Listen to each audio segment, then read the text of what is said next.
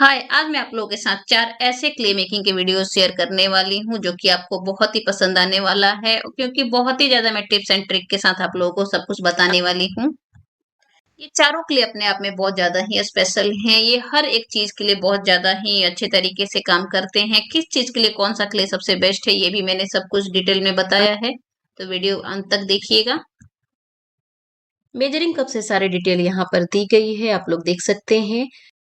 तो यहाँ पर मैं आप लोगों को क्ले की खासियत बता देती हूँ। अगर आप लिपन आर्ट करते हैं तो उसके लिए क्ले बहुत ज़्यादा ही बेस्ट है। स्कल्पटिंग करना है तो भी ये क्ले बेस्ट है और भी बहुत सारे शो पीस आप बनाने के लिए ये क्ले बहुत ज़्यादा बेस्ट है। ना ही क्रैक आएँगे, ना ही ये गिरने के बाद ये टूटने के चांसेस हैं, क्योंकि ये इसका लाइट वेट होने की वजह से बहुत कम चांस है कि गिरने के बाद भी ये टूटेंगे।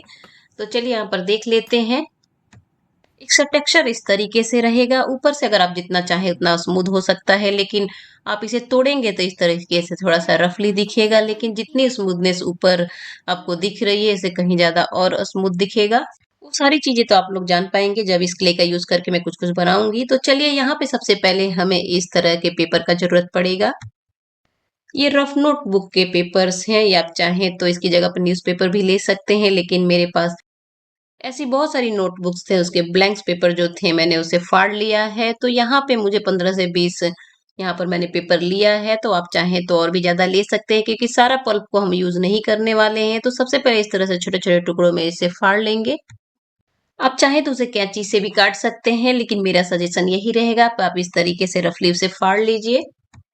उसके बाद ये सारे पेपर्स को मैं गर्म पानी डालकर भिगो लूँगी। आप चाहें तो इसे ओवरनाइट के लिए भी भिगो सकते हैं, लेकिन मेरा सजेशन रहेगा कि आप भी इसी तरीके से इंस्टेंटली ही काम करें, क्योंकि ओवरनाइट का भिगोया हो सकता है हल्की-फुल्की बास आ सकती है। तो आप चाहें तो ये इंस्टेंटली गर्म पानी डाल के इसे भिगो सकते हैं। इस तरीके से मैं गर्म पानी डाल के इसके 1 से 2 घंटे के लिए छोड़ दूँगी। ये 2-3 घंटे में काफ़ी अच्छे तरीके से फूल जाता है, लेकिन इस प्रक्रिया को फ़ास्ट करने के लिए मैं यहाँ पर थोड़ा-सा बेकिंग सोडा यूज़ कर रही हूँ। ये बिल्कुल ऑप्शनल है और इस तरीके से हम इसे कवर कर देंगे ताकि इसकी सारी हीट अंदर रहे और काफ़ी जल्दी ये फूल जाए। आप चाहें तो इसकी जगह पे ढक्कन का भी प्रयोग ढकने के लिए कर सकते हैं, ये ऑप्शनल है। यहाँ पर 2 से 3 घंटे हो चुके हैं, आप लोग देख सकते हैं ये काफ़ी अच्छे से फूल चुका है। तो मैं पहले इसे हाथ से ही मसलने की कोशिश की, जिसकी वजह से ये इतना बारीक हो चुका था। फिर भी मैं रिस्क लेना पसंद नहीं किया, तो मैंने इसे मिक्सी में डालकर पीस लिया। बिल्कुल बारीक हो चुका है, आप लोग देख सकते हैं। यहाँ पर एक कॉटन के कपड़े में डालकर इसका 90% पानी मैं निचोड़ लूँगी।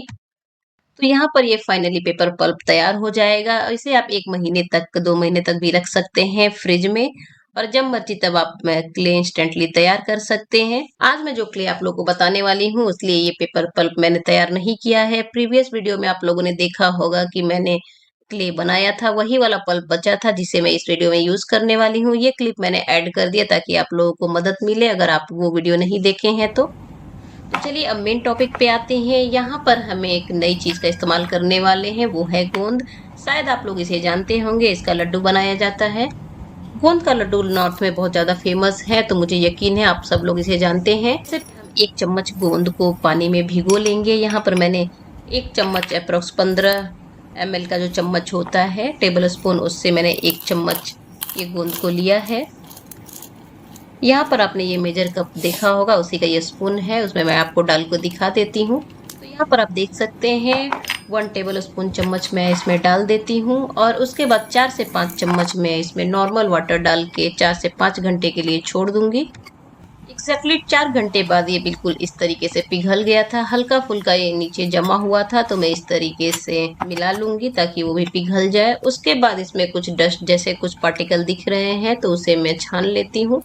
और अब यहाँ पे एक क्लियर गोंद बिल्कुल तैयार हो चुका है, आप लोग देख सकते हैं। अब इसमें कुछ चीज़ें हम मिलाने वाले हैं, जैसे कि ये बेबी शैम्पू है। अगर आपके पास इस तरीके का शैम्पू नहीं है तो कोई सा भी शैम्पू या बर्तन धोने वाला जो डिश वॉश होता है वो भी आप मिला सकते हैं। यहाँ पर ml में एक 1.2 ml, और टी स्पून की बात करूँ तो 1/4 टी स्पून मैंने शैम्पू मिलाया है, और वही चम्मच से मैंने यहाँ पर ग्लिसरीन लिया है, चम्मच से यूज़ किया। और अब यहाँ पर हम ऑयल लेंगे, जो कि राइस ब्रान ऑयल मैंने यूज़ किया है, कोई सा भी रिफाइंड ऑयल ले सकते हैं। तो रिफाइंड ऑयल मैंने 1/2 TSP यूज़ किया है। ml में बताऊँ तो 2.5 ml यहाँ पर ऑयल लिया है। तो यहाँ पर मैं एक्रेलिक कलर का भी यूज कर रही हूँ, ये बिल्कुल ऑप्शनल है। 1/4 टीस्पून कलर डाला है, ये बिल्कुल भी ऑप्शनल था। इन सारी चीजों को बिल्कुल अच्छी तरीके से इस तरह से फेंट लेंगे। अब बारी आती है पेपर पल्प की। तो यहाँ पर 2 टेबल स्पून हम यहाँ पर पेपर पल्प का इस्तेमाल कर रहे हैं। हम अच्छे खासे क्वांटिटी में क्ले बनेगी, लेकिन बहुत ज़्यादा और बहुत कम भी नहीं है, तो यहाँ पर बहुत ज़्यादा पल्प का यूज़ नहीं करना है। और थोड़ा सा ये वाइट विनीगर भी मैं यूज़ कर रही हूँ, ताकि ये क्ले थोड़ा लंबे समय तक भी रह जाए तो ख़राब ना हो। अब दोबारा से इन सारी चीज़ों को अच्छे से मिक्स करेंगे जब तक ये पूरा पेपर पल्प अच्छे से डिज़ोल्व नहीं हो जाता है। तो यहाँ से इस तरह से फेंटते फेंटते काफ़ी ज़्यादा चिकना हो जाएगा, इसमें बिल्कुल भी गुठलियाँ नहीं दिखेगी। तो यहाँ पर आती है चॉक पाउडर की बारी। तो यहाँ पर मैंने ये रिसेंटली चॉक पाउडर हार्डवेयर की शॉप से लिया था। ऑनलाइन जो चॉक पाउडर मिलते हैं बहुत ज़्यादा डुप्लीकेट होते हैं, तो अगर आपका क्ले अच्छा नहीं बनता और आपने चॉक पाउडर ऑनलाइन मंगाया है तो वो भी एक कारण हो सकता है। तो यहाँ पर हम चॉक पाउडर डालते जाएंगे जब तक से ये क्ले एक अच्छी कंसिस्टेंसी में नहीं आ जाता, तब तक हम इसमें क्ले डालते जाएंगे और मिलाते जाएंगे। बिल्कुल आटे की तरह हमें गूंथ लेना है। तो सबसे पहले मैं चम्मच का ही इस्तेमाल करूंगी और थोड़ा सा हार्ड हो जाएगा उसके बाद मैं इसमें हाथ डालूंगी। तो यहाँ पे कम से कम मैंने 12 से 15 स्पून चॉक पाउडर इसमें डाल दिया है और उसके बाद ये ड्राई होएगा। तो मैं पूरा आप लोगों को कम्प्लीटली बता रही हूँ कि पूरे में मुझे 12 से 15 चम्मच इस चम्मच से चॉक पाउडर लगा है। अब हल्का सा हाथ में वैसलीन लगा के इसको अच्छे तरीके से गूंथ लेंगे और हाथ साफ करने के बाद भी अच्छे से गूंथेंगे। उसके बाद ही गूंथते गूंथते काफ़ी सॉफ्ट हो जाएगा। गूंदने के दौरान अगर आपको थोड़ा सा गीला लगता है तो आप चॉक पाउडर मिला सकते हैं। बिल्कुल आपको मोल्डेड क्ले की तरह इसको हार्ड रखना है। उसके बाद आप इसे अच्छे से पॉलिथीन में रैप करके रख सकते हैं। ये काफ़ी लंबे समय तक चलेगा अगर आप इसे फ्रिज में रखें तो। ये क्ले बहुत ही ज़्यादा सॉफ्ट है, अगर आप इसे ट्राई करेंगे तो समझ में आएगा। ऐसे वीडियो में आपको ज़्यादा समझ नहीं आने वाला। कुछ ही दिन में मैं आप लोगों को इसकी तरह तरह की चीजें भी बनाकर दिखाऊंगी, जिससे आप लोगों को मालूम चलेगा कि ये क्ले कितना ज्यादा अच्छा है। उम्मीद है इस वीडियो में आप लोगों को कोई भी डाउट नहीं होगा। तो चलिए अब दूसरी वीडियो की तरफ चलते हैं। ये क्ले इतना ज्यादा बेहतरीन है कि आप लोग इसे ट्राई करेंगे तो ही समझ में आएगा, क्योंकि वीडियो में ज्यादा आपको आइडिया नहीं मिल पाएगा कि कितना सुपर सॉफ्ट और नॉन स्टिकी है। तो चलिए आप लोग इंग्रेडिएंट देख लीजिए और फिर ट्राई करेंगे तो आप लोग कमेंट करके अपना अनुभव जरूर शेयर करिएगा। मैंने कौन कौन सी चीज कितने क्वांटिटी में इस्तेमाल किया है उसका डिटेल यहाँ पर मिल जाएगा। तो सबसे पहले हम यहाँ पर एक बाउल लेंगे। तो यहाँ पे मैंने कुछ मेजरिंग कप्स का इस्तेमाल किया है, जो कि आप लोगों को काफी आसानी होगी समझने में। तो यहाँ पर हमने हाफ कप ग्लू लिया है। एमएल में बात करें तो 120 ml मैंने यहाँ पर ग्लू लिया है। आप लोग देख सकते हैं मैंने कौन सा ग्लू यूज किया है। अगर आप मेरी तरह बिल्कुल बेस्ट रिजल्ट चाहते हैं तो यही ग्लू का इस्तेमाल करें, अन्यथा पीवीए ग्लू भी ले सकते हैं, जो कि हार्डवेयर पर आसानी से मिल जाता है। सनमाइका चिपकाने के लिए आता है, वही ग्लू का इस्तेमाल कर सकते हैं। तो यहाँ पर हमने हाफ कप ग्लू ले लिया है और उसके बाद हम यहाँ पर 1/4 कप कॉर्न स्टार्च लिया है। ध्यान रहे ये कॉर्न स्टार्च है, कॉर्नफ्लावर नहीं है, क्योंकि काफी सारे लोग कंफ्यूज हो जाते हैं कॉर्नफ्लावर और कॉर्न स्टार्च में। तो ये दोनों अलग अलग चीज है। ये ऑनलाइन या किराना स्टोर पे बहुत आसानी से मिल जाता है। उसके बाद मैं यहाँ पर एक शैम्पू का इस्तेमाल कर रही हूँ, जो कि ये शैम्पू है, आप लोग देख सकते हैं। अगर ये शैम्पू भी ना मिले तो कोई सा भी आप शैम्पू ले सकते हैं, जो कि पाउच में मिलता है। अगर ये भी पॉसिबल नहीं है तो आप डिश वॉश लिक्विड जो आता है उसका भी इस्तेमाल कर सकते हैं, जो बर्तन धोने के काम में आता है।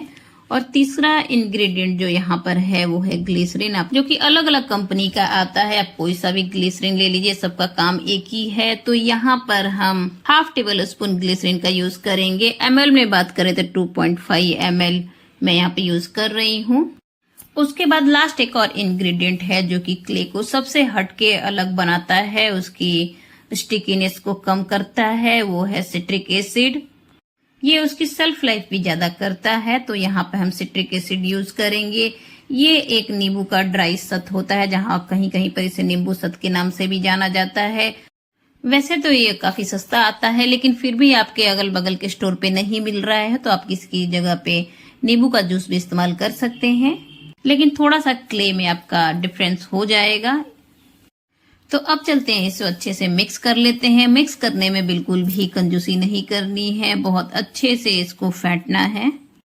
उसके बाद कोई सा भी भारी तले का बर्तन ले लीजिए जो आप यूज नहीं करते हो या कम करते हो। तो यहाँ पर मेरे पास ये भारी बॉटम का कुकर ही था जिसे मैं यूज ना के बराबर करती हूँ, तो मैंने इसे को यूज किया। अगर आपके पास नॉन स्टिक पैन है तो उसका भी यूज कर सकते हैं, लेकिन यूजलेस जो बर्तन है कोशिश करें उसी में करने का। वैसे नॉन स्टिक से ज्यादा एल्युमिनियम के बर्तन में ज्यादा अच्छे से कुक होता है, तो आप लोग एक बार ट्राई करके देख लीजिएगा। अक्सर आप लोगों ने नॉन स्टिक के बर्तन में ही क्ले पकाते हुए देखा होगा, लेकिन एल्युमिनियम के बर्तन में भी बहुत अच्छे से ये क्ले पकता है। तो यहाँ पर हम बिल्कुल धीमी आंच पे इस तरीके से घुमाते हुए पकाएंगे, बिल्कुल भी थोड़ी देर के लिए भी हम इसे ऐसे नहीं छोड़ेंगे, कंटिन्यूअसली चलाते रहेंगे। उसके बाद यहाँ पर हल्का सा हम हाथ से टच करेंगे कि हाथ में चिपक तो नहीं रहा। उसके बाद हम गैस फटाफट से बंद कर देंगे। इसको ओवर कुक बिल्कुल भी नहीं करेंगे। अगर ज्यादा ड्राई हो गया तो भी दिक्कत आ सकती है। अगर हल्का सा कम ड्राई है तो चलेगा, पर ज्यादा ड्राई बिल्कुल भी नहीं होना चाहिए। उसके बाद थोड़ा सा यहाँ पे मैंने वैसलीन का यूज किया है। थोड़ा सा इस तरह से प्लेट में वैसलीन लगा दूंगी, थोड़ा हाथ में भी लगा दूंगी। वैसे भी ये क्ले बहुत ही ज्यादा नॉन स्टिकी है, उतनी दिक्कत नहीं आने वाली है, फिर भी हल्का सा हम लगा देंगे। और उसके बाद इस तरह से सारे क्ले को निकाल लेंगे और अच्छे से इसको गूंथेंगे। आप इसे जितना ज्यादा गूंथेंगे उतना ही ये रुई की तरह बिल्कुल सुपर सॉफ्ट होता जाएगा। यकीनन आप लोग ये रेसिपी ट्राई करेंगे तो वाकई आप खुश होने वाले हैं, क्योंकि ये क्ले इतना ज्यादा सॉफ्ट होता है कि आपको हाथ में लेने से ही पता चलेगा। और आगे मैं आप लोगों को इसका क्या क्या चीज बनाऊंगी वो तो आप देख ही पाएंगे। तो आप लोग देख सकते हैं ये बिल्कुल देखने से कैसा लग रहा है। वाकई आप लोग टच करेंगे तो ज्यादा आप लोग समझ पाएंगे। वैसे इसे मैं बहुत सारी चीजें बनाने वाली हूँ, आगे की वीडियो आप लोग देखेंगे और खुद ही आप लोग समझ जाएंगे कि कितनी अच्छी फिनिशिंग इस क्ले से आ रही है। तो चलिए इसको फटाफट से हम स्टोर कर देते हैं। इसे बनाने में जितना ध्यान देने की जरूरत है उससे कहीं ज्यादा जरूरत इसको स्टोर करने में है। आप लोग पहले देख लीजिए कितना ज्यादा अच्छा दिख रहा है। तो इसकी स्मूथनेस थोड़ी सी भी कम ना हो उसके लिए हमें अच्छे से इसे स्टोर करना होगा। ये फूड रैपिंग वाली पतली सी पॉलिथीन है, इसको 2 से 3 बार इस तरीके से रैप कर लेंगे और उसके बाद जिप वाली जो पॉलिथीन आती है उसमें हम डालेंगे। और इसके बाद भी हम कोशिश करेंगे कि एयर टाइट डब्बे में रखें, ताकि जितना ज्यादा हम इसे हवा से दूर रखेंगे ये क्ले उतना ही बेहतरीन तरीके से काम करेगा।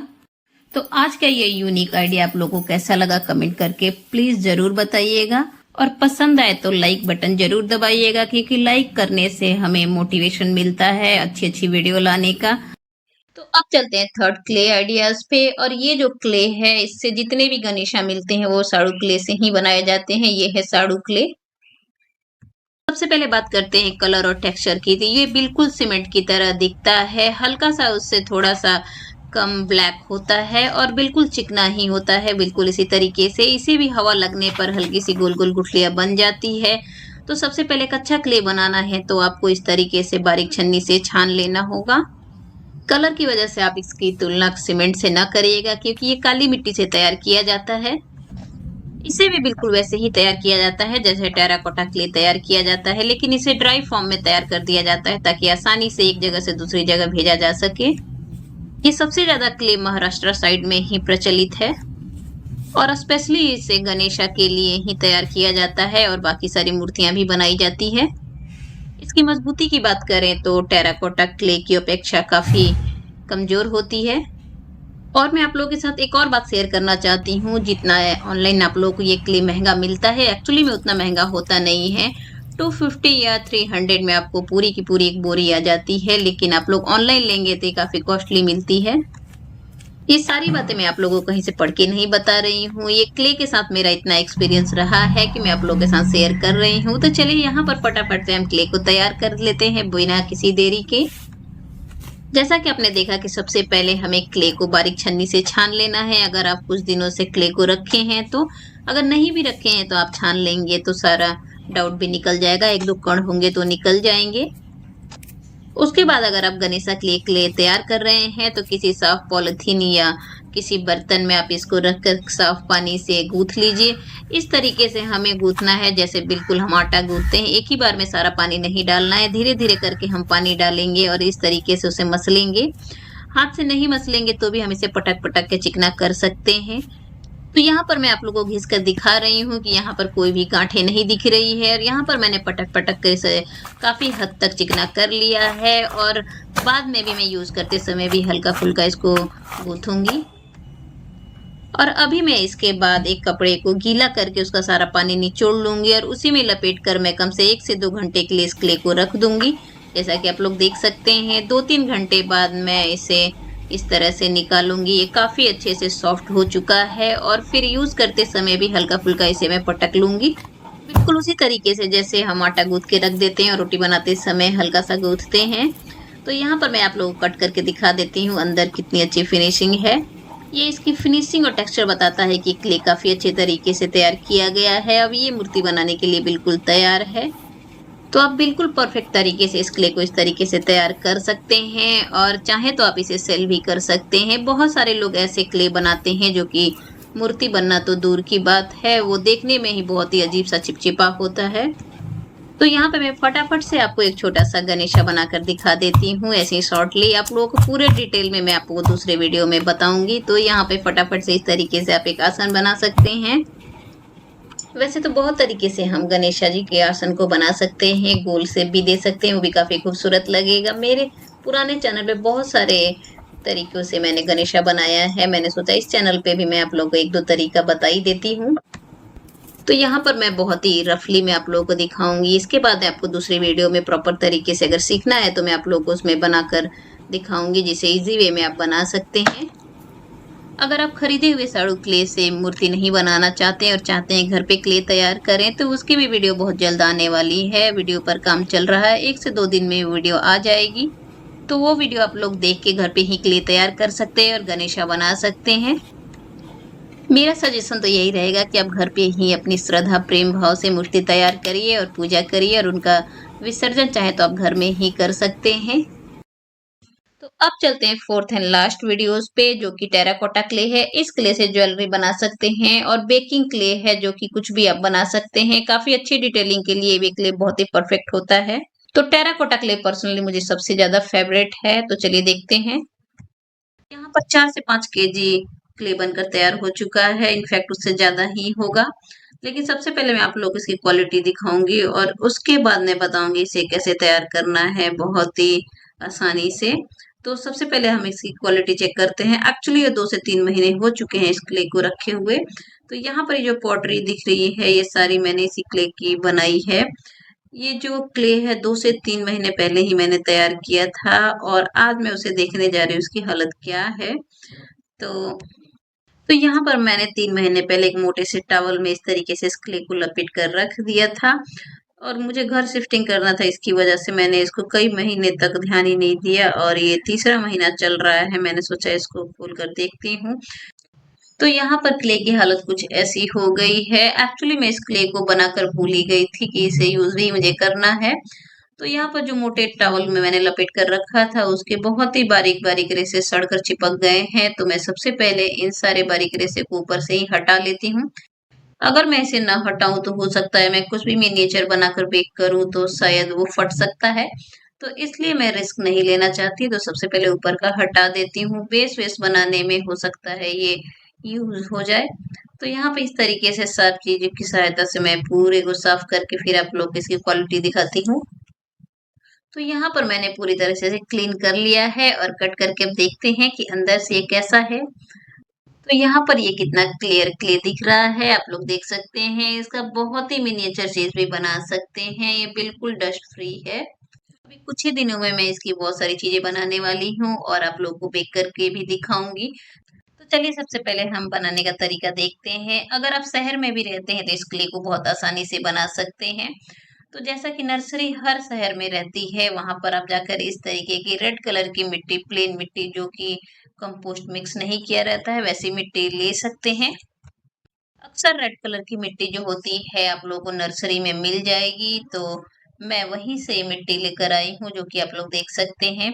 उसके बाद मैं इस तरीके से सारी मिट्टी को पानी में डालूँगी। तो सबसे पहले एक बकेट में जितना मुझे तैयार करना है उतनी मिट्टी डाल लेती हूँ। पूरी बोरी की मिट्टी मैंने 120 में लेकर आई हूँ। तो यहाँ पर देख सकते हैं, इससे थोड़ा-सा डबल मिट्टी का ही यूज़ करके मैंने 4 से 5 केजी क्ले को तैयार किया है। तो यहाँ पे इस तरीके से मैं इसमें पानी डालती जाऊँगी और इसे घोल लूँगी। यहाँ से अच्छे से मैं पानी डाल-डाल के इसे घोलती जाऊँगी इस तरीके से। और उसके बाद मुझे एक बारीक दुपट्टे की ज़रूरत पड़ेगी। आप चाहें तो छन्नी का भी इस्तेमाल कर सकते हैं, लेकिन जो बारीक दुपट्टा होता है पॉलिस्टर का, उससे बहुत ही अच्छे से छन जाता है। तो यहाँ पर मैं इस दुपट्टे का इस्तेमाल करने वाली हूँ और सारे पानी को मैं इस मटके में इकट्ठा करने वाली हूँ। मटके में बिना मेहनत का ये क्ले बहुत जल्दी तैयार हो जाता है। तो यहाँ पे इस तरीके से इस कपड़े को मैं बांध देती हूँ और आराम से छानने में आसानी होगी। तो यहाँ पे इस तरीके से मैं थोड़ा-सा गड्ढा कर देती हूँ ताकि पानी इसमें स्टोर होता जाए और बहुत ही बारीक इसमें पानी छनेगा। छन्नी का यूज़ करेंगे तो हो सकता है कि बहुत बारीक पार्टिकल उसमें चले जाएँ, लेकिन इसमें बहुत ही अच्छे से छनेगा। थोड़ा-सा टाइम लग सकता है। तो चलिए मैं यहाँ पर बाँध कर इसमें पूरे मिट्टी को छान लेती हूँ। तो यहाँ पर एक बार में बात नहीं बनने वाली है, आप लोगों को बार-बार इस तरीके से पानी डाल-डाल कर घोलना पड़ेगा और जब तक से मटका नहीं भर जाता तब तक से मैं ऐसा करती रहूँगी और पानी डाल-डाल के पूरे मटके को भर देती हूँ। तो थोड़ी बहुत इस तरीके की आप लोगों को दिक्कत तो फेस करनी ही पड़ेगी। बार-बार ये नीचे में बहुत सारे डस्ट जमा हो जाने की वजह से ये पानी निकलना बंद हो जाता है। तो इस तरीके से आपको नीचे का क्लीन करना पड़ेगा ताकि वो पानी अच्छे से छन सके। तो यहाँ पर ये मटका लगभग भर चुका है, तो अब मैं इसे ऐसे ही ढककर रात भर के लिए छोड़ने वाली हूँ।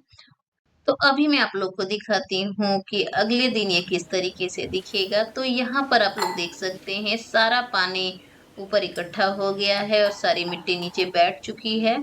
और अभी मैं दिखाती हूँ ये पानी कितना क्लियर है। तो जितना साफ पानी मैंने डाला था उतना साफ ये निकल रहा है, आप लोग देख सकते हैं।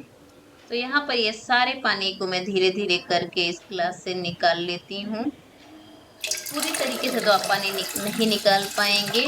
मैंने 10 से 12 गिलास निकाला, उसके बाद बहुत ज़्यादा मिट्टी वाला पानी आने लगा था, तो फिर मैंने उसे 4 घंटे के लिए छोड़ दिया। फिर मैंने दोबारा से 2-4 गिलास निकाला और उसके बाद इस मटके को मैं ढककर भूल चुकी थी। 15 दिनों के बाद ये बहुत ही सुंदर सा नीचे मिट्टी जम चुका था और मैंने टच करके देखा, तो वो काफ़ी हार्ड हो चुका था।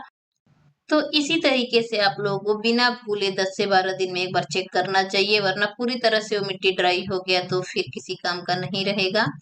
फिर दोबारा से आपको उतनी मेहनत करनी पड़ेगी। अगर थोड़ा-सा ज़्यादा भी गीला है तो आप एक मोटे से कपड़े में भी लपेट कर रख सकते हैं। मैंने भी जो मिट्टी तैयार की थी वो थोड़ी-सी गीली लग रही थी, जिसकी वज़ह से मुझे टॉवल में लपेट कर रखना पड़ा। और अब मैं इसे फूड रैपिंग वाली जो पतली वाली पॉलिथीन आती है उसमें रैप करके मैं छोटे-छोटे ब्लॉक बनाकर रैप करूँगी और जितना यूज़ करना है उतने ही ब्लॉक का लेकर मैं यूज़ करने वाली हूँ।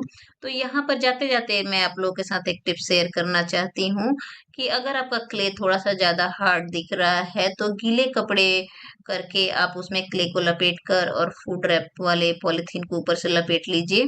और अगर आपका क्ले थोड़ा-सा गीला दिख रहा है तो ड्राई कपड़े में लपेट कर आप रख दीजिए कपड़ा। 1 से 2 दिन में उस क्ले को बहुत ही नॉर्मल और अच्छा कर देगा। तो यहाँ पर मैंने आप लोगों के साथ वो सारी चीज़ें शेयर कर दी, किस तरीके से मैं क्ले बनाती हूँ और कैसे बेक करती हूँ। तो बेकिंग की वीडियो भी मेरे चैनल पे आप लोगों को अवेलेबल है, मिल जाएगी, मैं किस तरीके से बेक करती हूँ। तो आगे मैं आप लोगों को टेराकोटा क्ले से बहुत सारी चीज़ें बनाकर दिखाऊँगी और बेक करके भी। तो चलिए मिलते हैं नेक्स्ट वीडियो में कुछ नया लेकर, तब तक के लिए bye bye, thanks for watching.